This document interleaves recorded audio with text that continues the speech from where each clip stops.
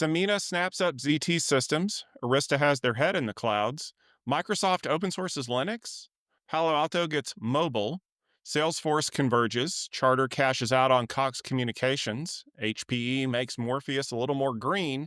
And we're going to take a closer look at the Take It Down Act in this episode of the Tech Field Day Rundown. Hello, everyone. It's time for the Tech Field Day Rundown. Today is May the 21st, and I hope that you're all being very nice to your wait staff because it is National Wait Staff Day. In fact, you should probably send a memo around the office to do that because it's also National Memo Day. One thing you don't need a memo for is to check out my awesome co-host this episode, Mr. Alistair Cook. Al, welcome to the show.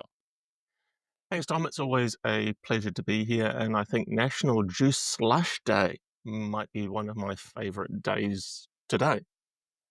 Well, it is the best time to go get one of those, but not right this second because we have some great news stories that we wanted to take a look at.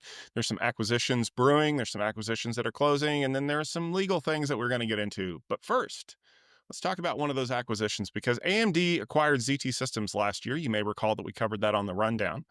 And now they're going to be selling most of what they acquired to Sanmina. AMD states that this will help them manufacture more chips on U.S. soil and will also help mitigate the impact of those pesky tariffs that we keep talking about. AMD didn't sell all of ZT Systems to Sanmina, but I have a question, Al. How does this help them save on tariffs? I'm not really sure how this saves on tariffs. The plans to produce chips using the TSMC manufacturing facilities in the US aren't kind of closely linked to this, as far as I can tell. Maybe ZT Systems does manufacturing overseas, and therefore divesting of that is going to help AMD to be importing less systems. It is important to see that this divestment was planned from the very time that AMD purchased ZT Systems. It's important to see that this divestment was planned from the very time that AMD acquired ZT Systems. And it's the manufacturing part that has been sold on to Sanmina. The AI design piece is staying inside AMD, and that's what AMD actually wanted. They didn't want to be a manufacturer of systems, they're a manufacturer of chips. And so the design part is staying within AMD, and the actual manufacturing is the piece that's being moved on to Sanmina. The AI design is absolutely a critical part of AMD's future. We know that huge amounts of infrastructure are being purchased, and this infrastructure adoption is being driven by AI requirements, generative AI applications, and AMD wants a chunk of that. And they want a larger and larger chunk over time, obviously, in order to be more profitable. So having a design solution, a design practice around building infrastructure for AI seems like a very good thing for AMD to do. And Sanmina, with their part of the ZT Systems, the manufacturing part, they're a first partner for AMD. So it's not simply we're getting rid of the bits that we didn't want out of the business. We're also continuing to deliver some of that value through from the piece we're keeping to the piece we're divesting. And so it's a bit of a closer relationship then between AMD and Sanmina with ZT Systems. I think it's a good move for AMD not to be competing with its own customers in delivering these systems. That's the part that was a little puzzling at the acquisition time, but now it's become clear that it's the AI design piece that AMD wanted, and they had to get the whole business in order to actually have that part. 6 months later, they're now allowed to divest of that manufacturing side and stop competing with partners. Of course, now they've got another partner that is more equal than maybe some of the other partners, but that's how partnership works. A blockbuster bit of reporting last week when it was rumored that Arista Networks would be acquiring Velocloud from Broadcom. Velocloud was formerly the SD-WAN business that was a startup acquired by VMware back in 2017, about $450 million. Solution then got bundled into the networking and NSX component of the VMware product suite and seemed to do pretty well. I quite liked the product when I did some work with the SD-WAN team at VMware. Of course, Broadcom buys VMware and everything changes, and Broadcom wants to get back to the core products in VMware and has been progressively divesting of the non-core assets. Reporting's not yet been confirmed by either side, and community feedback seems to be pretty positive. Tom, what's going on? I wish I had a really clear answer because when I first heard about this last week, I was a little bit shocked, to be honest with you. Not shocked in the way that Velocloud was getting sold off, because I think we see that that's kind of Broadcom's trajectory for the brand known as VMware. Now, that anything that's not core to VMware Cloud Foundation is going to be sent away. You think about their end user compute that got sold off to KKR. That that was not really a surprise to anyone. The fact that nobody wanted to buy Carbon Black off of them actually was kind of surprising to me, and that's one of the reasons why Carbon Black was kind of brought back in house. It's not because it was critical to the operation of VMware Cloud Foundation. It was more that nobody could afford to buy it. I think this, though, has the potential to be a really good deal. If you look at what Arista has been doing for the last few years, they've been making quiet acquisitions. You may think of Awake Security, or you may think of Big Switch Networks, or honestly, you may think to yourself, I don't even know who those companies are. That's because they don't go out and make splashy deals that are huge dollar values and then struggle to integrate those components. What they do is they buy smaller companies where they can take the assets for those companies and kind of roll them into their existing product lines. And I think that that's what we're going to see here, provided this deal actually goes through, because you know how it is, right? Where there's smoke, there's fire, but sometimes there's not anything at all. So we're working off of the assumption that this is actually going to happen. If it does, this gives Arista, honestly, a play that they've needed for a while, which is SD-WAN. If you look at the market, there's been people who've been speculating for the last couple of years that the SD-WAN market is down because they have seen some pull through, right? Like, everybody needed an SD-WAN appliance when the pandemic started, and then the people who were going to buy it kind of bought it. So where does that leave them now? Well, when you think about the fact that Arista is very active in cloud computing, they're considered to be one of the networking vendors of choice for people in the cloud, whether it's Azure or AWS or a lot of other companies. Being able to offer SD-WAN on the on-prem devices as well as the in the cloud devices, it's a huge win for cloud providers because they can provide secure data tunnels using SD-WAN between those two locations. It also gives Arista a place to compete against Cisco because, I mean, in that market, Cisco is the king that everybody's coming for. And Arista wants to make sure that they're not going to miss.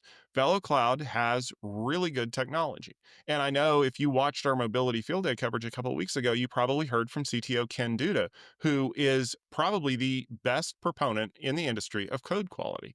And I think that that's one of the things here is he's going to be scrutinizing the code quality of the VeloCloud engineers, which is high, by the way. But that ultimately means that if we're going to see VeloCloud SD-WAN technology integrated into Arista's EOS operating system, it's going to have to pass muster, and that could take a little bit of time to integrate. So probably what you'll see is if this goes through, they'll start selling VeloCloud appliances on the edge, very similar to what Cisco did with Viptela. And then as the code quality requirements get to where they need to be, you'll probably start seeing that integration piece where maybe those hardware devices become end of life, end of support, and the software itself runs in Arista boxes on top of EOS, and it just becomes transparent. That typically is the way that Arista handles these things. I think that's a good thing overall. The question is whether or not there's actually anything here. And we're going to have to wait a few days, weeks to find out, because the one thing I'll say about these acquisitions, especially if it's not material to the bottom line of the company, is that we often find out about them after they've already closed. So make sure you stay tuned to the rundown, because I'm sure when it does close, we will definitely be covering it in more depth. You may have heard of the Windows subsystem for Linux. It's something that enables Windows users to leverage running Linux and Linux commands on their computer. It's a favorite among system administrators, developers, and other power users since it was released in 2016. Microsoft finally open sourced the Windows subsystem for Linux. By the way, that request had been in for 9 years. This was first a GitHub issue for WSL, entitled, Will This Be Open Source? And they finally closed it 9 years later. Is Microsoft now truly an open source company, Al? I mean, I'm not going to lie to you. I think I already know the answer, but I also never thought that Windows Subsystem for Linux would ever be open sourced. What do you think? Well, I think we both know the answer that Microsoft is in the business of making money, and if open sourcing part of their product helps them along that way, decreases their cost or increases their profitability, they're all over it. And so for Microsoft, open source is a tactical move rather than a strategic move. It's not like they're a open source first company. I do still remember the quote of Bill Gates, or actually, it was not a quote net. I do still remember the attribution to Bill Gates of an accusation that somebody was a communist because they were going to be giving away software for free. However, Microsoft has embraced quite a bit of open source over time and has also recognized that the operating system that they have in a Windows operating system doesn't fit the needs for every user and every need for every user. And so the Windows system for Linux has been very popular amongst particularly system admin people that I know of and developers who are working in a mixed environment that is both Linux and Windows environment. So it's definitely been a popular tool to enable you to use a single computer, not have to run a discrete virtual machine that is all isolated from your Windows machine in order to run Linux commands. Uh, Support for a variety of different Linux distributions to appear under Windows Subsystem for Linux has been great, and continued development, and particularly community driven development. So, Windows System for Linux, yes, open sourced, great. We've only been waiting 9 years for it. Is it a big deal? Probably not really. In the end, open sourcing doesn't change the functionality. It does get a little more visibility of what's going on in the product. And Windows Subsystem for Linux is just a small part of the massive estate of software that Microsoft is making good money from.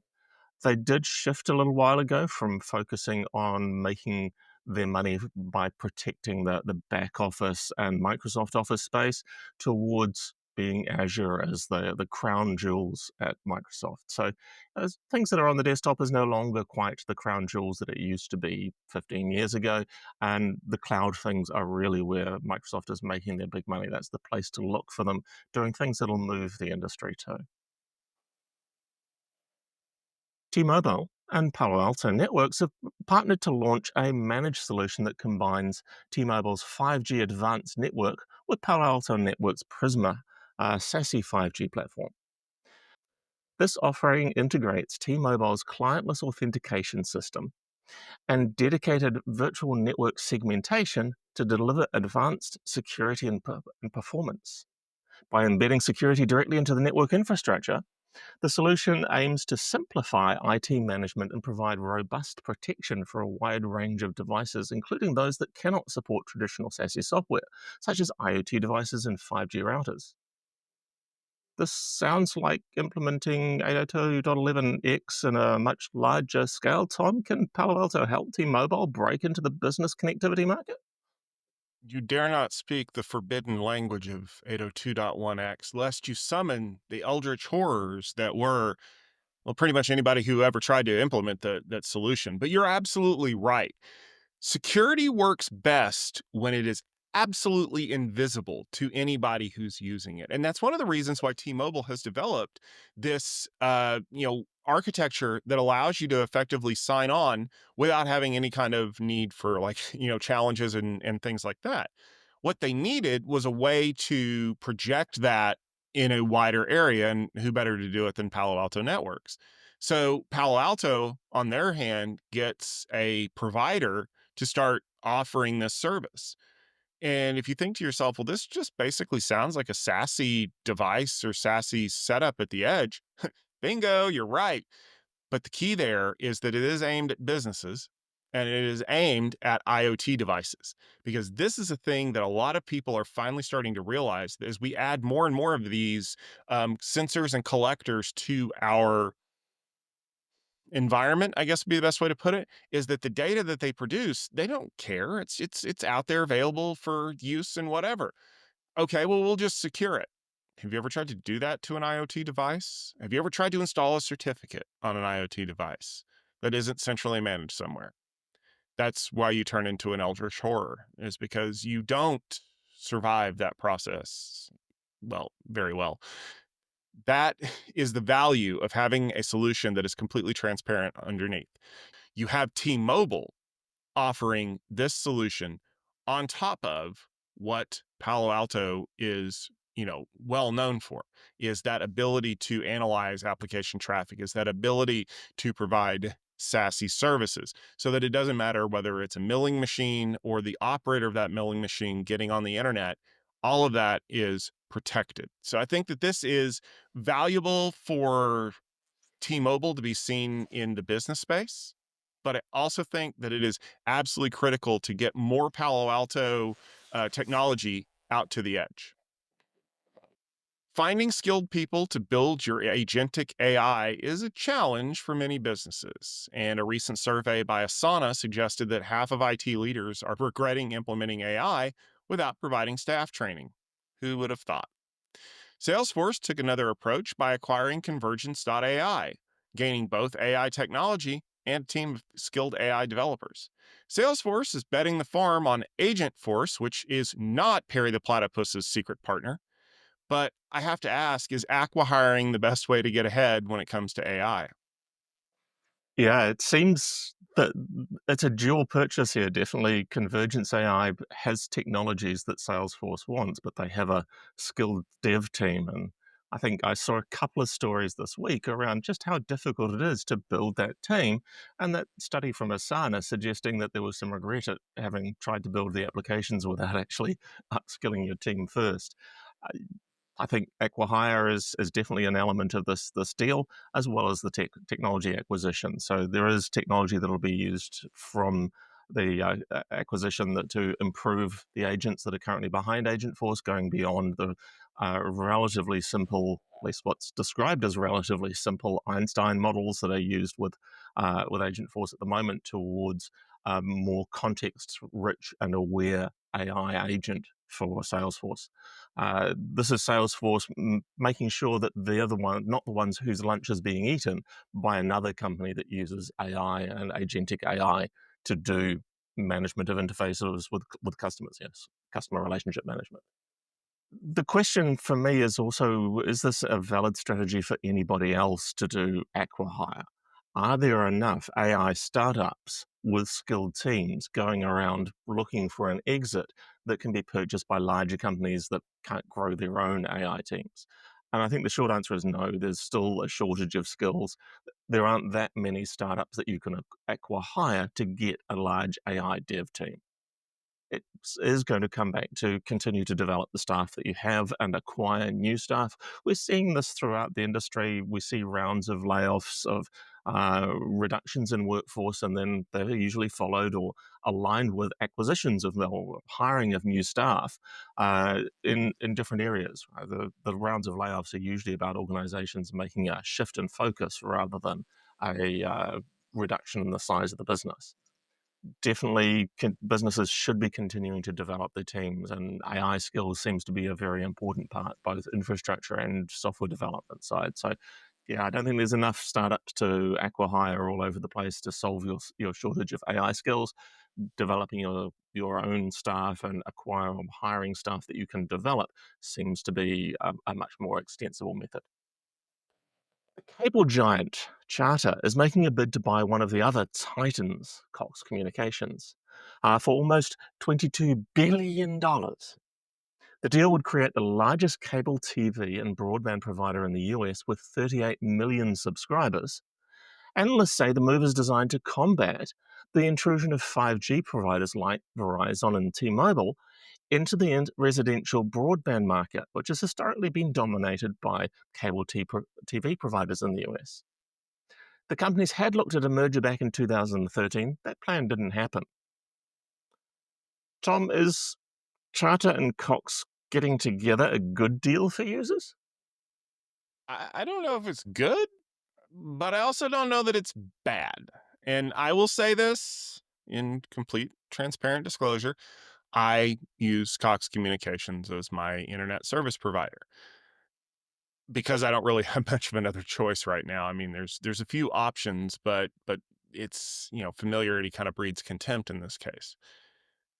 I am curious to see if this is going to make it through the regulations because you're effectively creating the largest cable company in America.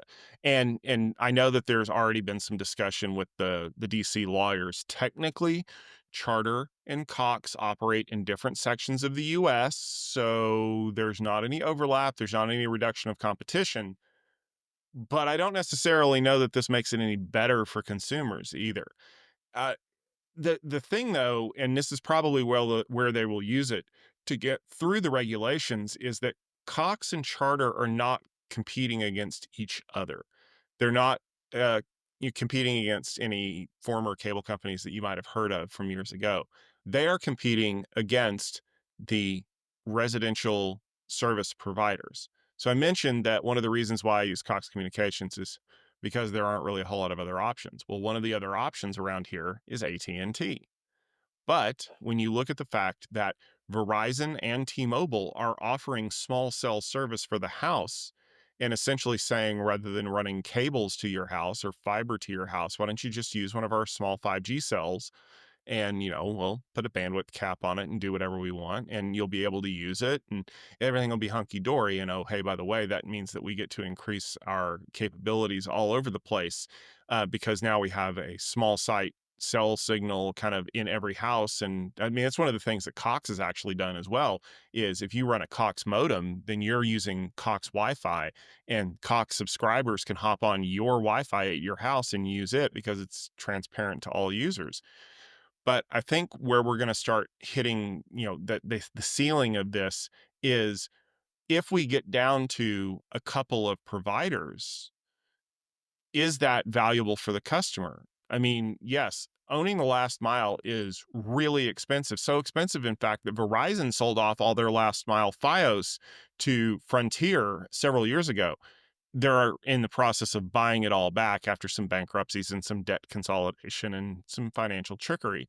But we're starting to see that consolidation phase. And everybody who's ever been in this knows that there's the divestiture phase because they need to meet regulations or they've loaded it down with debt. And then there's the period where, revenue is extracted somehow. And then there's the reconsolidation because it's actually better if it's back under our building. So I think that's where Charter and Cox are right now, is that they realize that they're never going to compete against each other. But together, they have an opportunity to compete at a nationwide stage against the T-Mobiles, the Verizons, the AT&Ts, or honestly, a lot of the local companies. So like, for example, the other provider that's literally just over the street there is a local electric company that's been running a lot of fiber through the area, which I would switch to in a heartbeat. OEC, please come into my neighborhood. But more importantly, that's the way that they're going to survive, because the value that Charter has been bringing for so long has been the bundling of the internet and the TV. And we all know that cable TV is effectively dying with all the streaming services that we got, and phone and all these other services. You run out of subscribers sooner or later. So how do you continue to operationalize that and gain new customers? Well, if you're region bounded, you have to buy companies that have new customers that you haven't reached yet.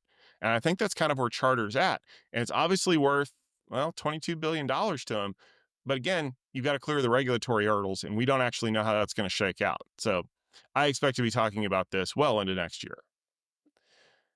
You may recall that our friends over at HPE acquired one of our other friends, Morpheus Data, last year, and the apparent target of that was to be able to integrate HPE Greenlake private cloud management with public cloud management, which is the holy grail for pretty much everything they want to do. At Cloud Field Day, right before the acquisition, we got a glimpse of the Morpheus private cloud platform based on the KVM hypervisor. Guess what? HPE now offers HPE Morpheus VM Essentials as a private cloud platform, along with HPE Morpheus Enterprise software for multi-cloud management. Where have I heard this before?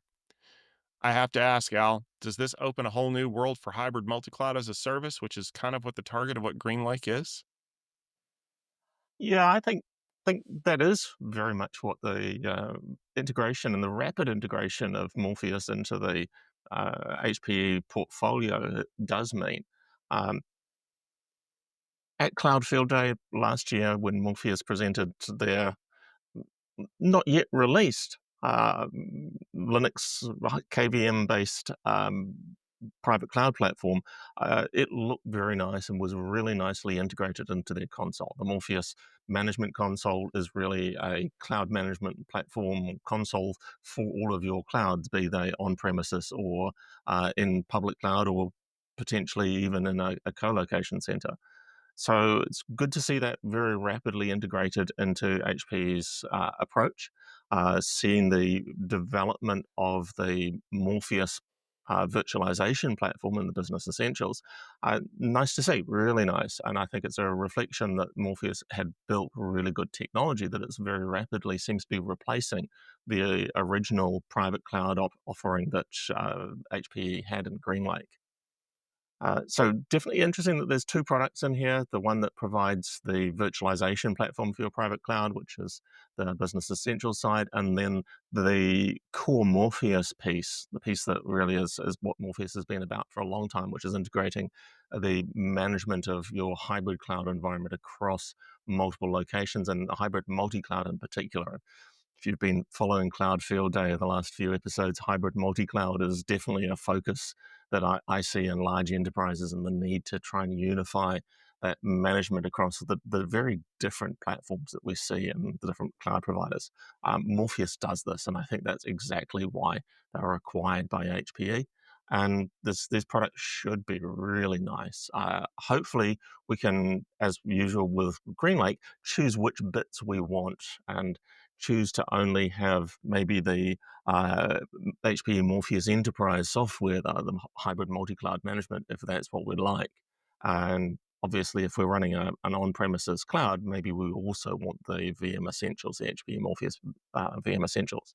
Hybrid multi-cloud, I very strongly think is where we are landing as a realistic place for almost every enterprise organization. So really good to see rapid movement of the Morpheus product into HPE's lineup. Of course, HPE, like all large companies, normally moves fairly slowly. So this has been under a year from acquisition to ship product. That's got to be pretty good. It is time for us to take a little bit of a closer look. And this time, we're going to take a look at the brand new Take It Down Act. The US government signs a new act into law that has opponents concerned about the ramifications of what it can be used to do. The Take It Down Act was proposed to allow the rapid takedown of non consensual intimate images, or NCII, from the internet. The law requires social media platforms remove content within 48 hours, and that people could be convicted of violating the law. Also, there's the same penalty applies if other copies of the media are known to be around by the provider. Uh, What's the catch, though? Seems like a good thing to be getting rid of these non-consensual images that are often used for blackmail and those kinds of elements. According to the Electronic Frontier Foundation, uh, and another freedom organization, the law has been written too broadly, and it can be applied to a broad range of content, including political speech. That doesn't seem like an intimate image. The law could also be used to pressure companies into weakening encryption and to allow easier detection of that content. Uh, the element in there of the weakening of encryption is that this law, as it's written, makes the company that is carrying the content liable for it, irrespective of whether they actually know that there is objectionable, in this case, non-consensual intimate imaging on the platform. So the ability to break that encryption and to view whether this is actually NCII that's being carried is going to be vital for compliance. And of course, the transport the people transporting your data, being able to break the encryption is rather a concern. So, is this a Trojan horse? Is this, in fact, the NCII, the non consensual part that everybody agrees we should be putting measures in place to restrict, limit, remove? Is this just a cover for bringing in some laws that are going to allow stifling of free speech, suppression of dissenting organizations, particularly media organizations? Is that a track that maybe has been heard a little bit in the politics in the US? I'm not particularly well qualified to comment on how the US politics works, but if this law has not been written well, or if it's been written with an agenda that is not the stated agenda, This could be a significant problem for the US. Tom, you're over there in the US. What's going on? There's a problem here, and you've hit on most of the issues that people have with this, because there's two things that are problematic here. I want to tackle the second one first because it's the one that's most important to our audience. This could be the lever with which law enforcement organizations are finally able to force providers to compromise their security mechanisms to ensure that they can get access to devices, right? Because you need to know who created the image, whether it was one that was taken of someone that was shared without their consent, whether it was an AI generated image. But in order to do that, you have to prove possession, right? You have to prove that the picture was sent to somebody. You have to prove that it was stolen. You have to prove that this was the device that generated it. Well, let's just say we'll say texting, for example. Well, if you're using iMessage or Google RCS, those are encrypted end to end.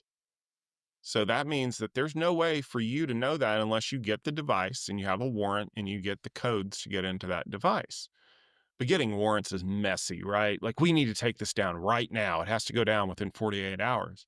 So wouldn't it be better, Apple, if you would just provide us with a key to get into anyone's iMessage that we wanted to? And we could, obviously we need to make sure that we're not abusing this. So there has to be a reason for it.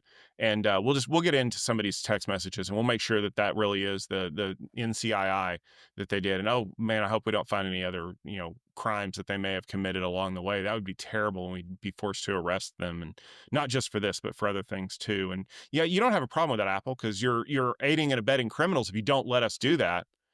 And yet, every time that that's happened, that power has been abused. There's a reason why companies like Apple say that the way that they have things configured, not even they can get into the system. It is on purpose that they have no access to the device. Because if they don't have access, then no one is tempted to go looking. And I would say that if the barrier to getting a warrant to search a device is high, it's high on purpose. That's why we can't just stop people and take their devices and say, you have to unlock this for me and show me everything that's on it, because that's an illegal search. When you get a warrant, you have to tell the judge what you're looking for. You can't just say, I would like a warrant to search this house for anything illegal going on in there. No judge in their right mind would sign that warrant. That's a fishing expedition. The warrant should say, I am looking for evidence of this particular crime that was committed on this date. So, for example, if you're looking for a baseball bat that was used in the commission of an assault, you can't go looking around for guns or golf clubs or chainsaws. And you say, well, these were obviously used for crimes too. Warrant says you're looking for this. So that is one of the reasons why we have such a high bar to clear in the US. And what they're effectively saying is, we want to go in and we want to be able to just look whenever we want and take whatever we want. Because, no one has ever been accused of stealing images like this and keeping them for themselves. Not that I would think that any law enforcement agents would do that, but, other people might. Because once those keys leak, then the game is up.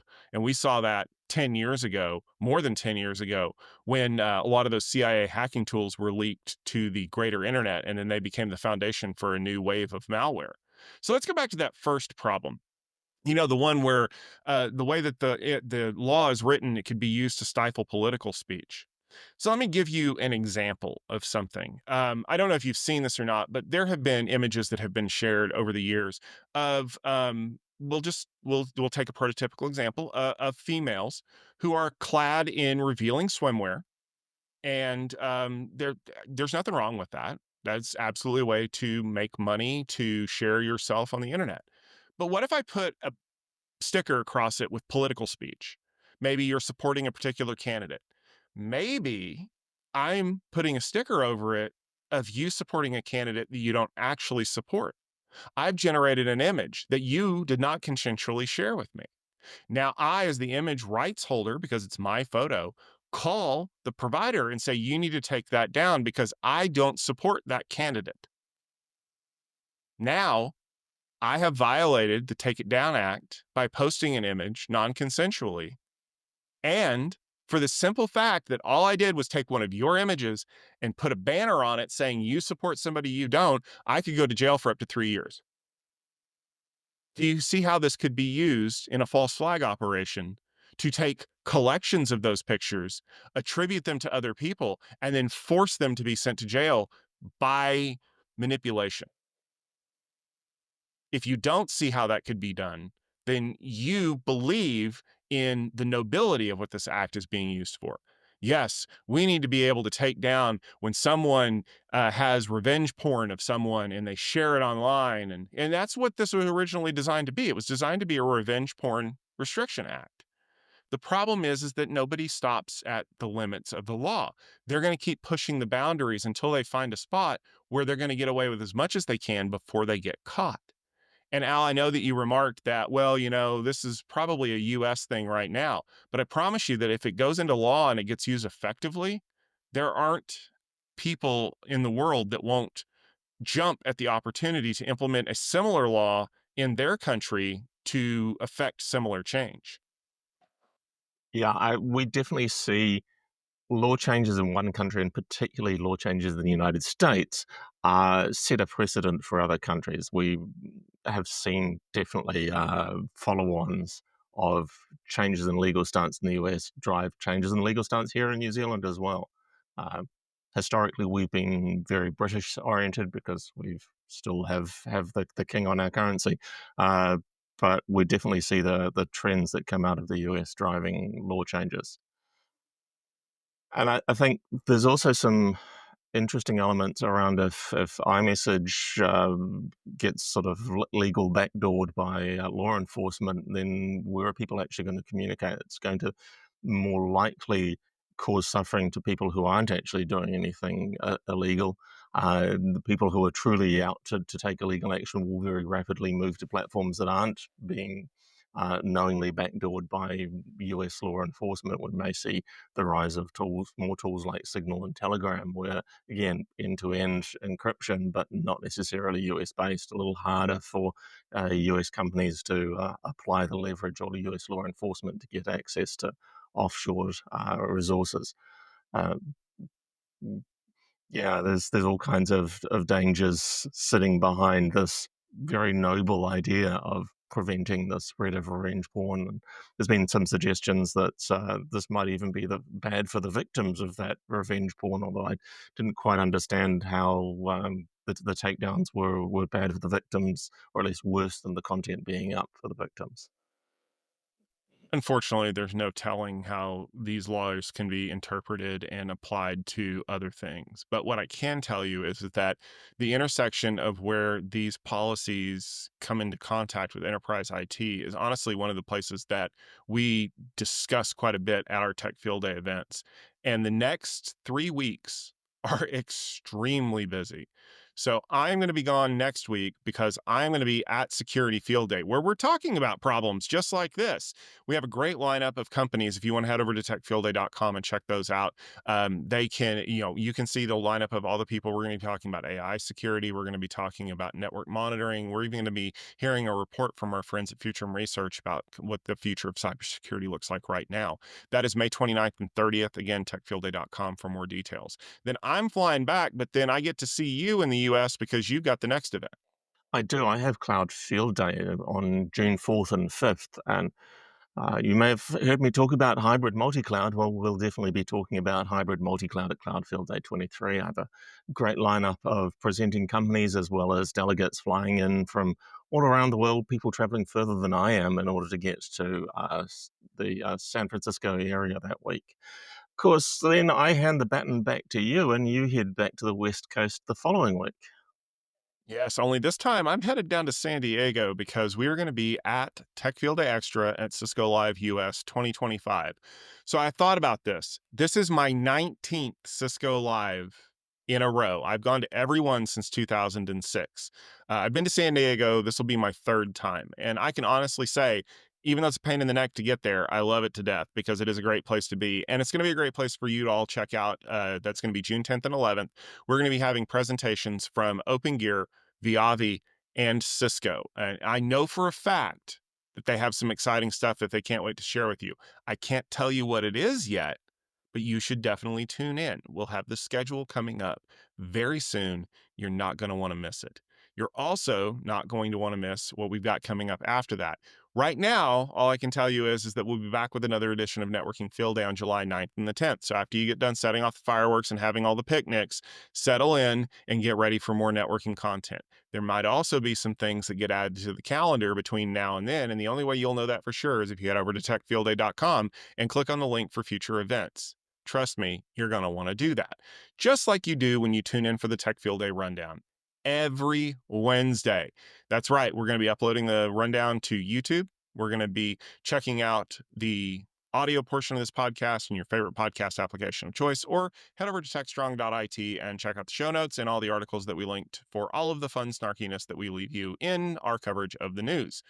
Make sure that you check out all the other TechStrong and Futurum Group shows and properties and reports while you're there. And I also want to make sure that I shout out Futurum research people because they're doing amazing work. We got to hear some great conversations about that at Mobility Field Day a couple weeks ago.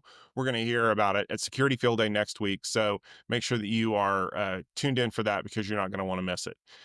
Al and Steven will be back next week with more great news content, and I'll be back the week after that. Hopefully, fun things happen between now and then. But until then, for myself, Tom Hollingsworth, for the wonderful Alistair Cook, and everybody else who works very hard to bring you the rundown every week, thank you very much for tuning in. Go have some strawberries and cream because it's always a dessert day around here, and we will see you next week.